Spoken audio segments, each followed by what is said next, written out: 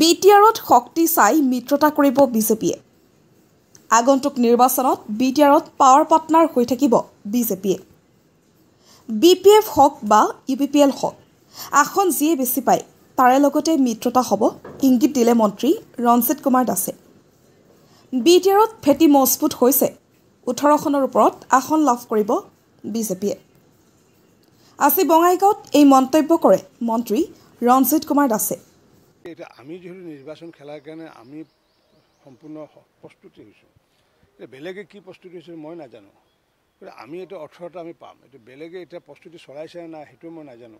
কারণ মই দেখাও নাই তেওঁলোকৰ মানে সিস্টেম বা কি সিস্টেম, গতিকে মই বেলেগৰ কথাটো ক'ব নোৱাৰিম। কিন্তু বিজেপিৰ এইটো কথা কৈছোঁ, বিজেপিৰ নট লেছ দেন 18, 18টাতকৈ তলত নাপায়।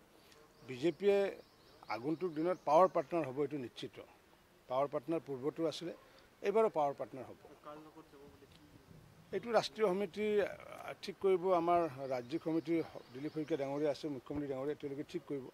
তেওঁলোকে সময়ত যেতিয়া আমি দেখিম, যাৰ সংখ্যা ভাল হ'ব নিশ্চিত ৰূপত তাৰ লগতে হ'ব। এইটো আৰু মানে সংখ্যাটো যাৰ ভাল হ'ব, আমি কাৰ লগত থাকিব, যাৰ সংখ্যা ভাল তাৰ লগত থাকিব। এতিয়া আপুনি যদি 3টা ছিট পায়, এও যদি আপুনি 10টা ছিট পায়, মইতো এখেতৰ লগতে থকাটো বিচাৰিম।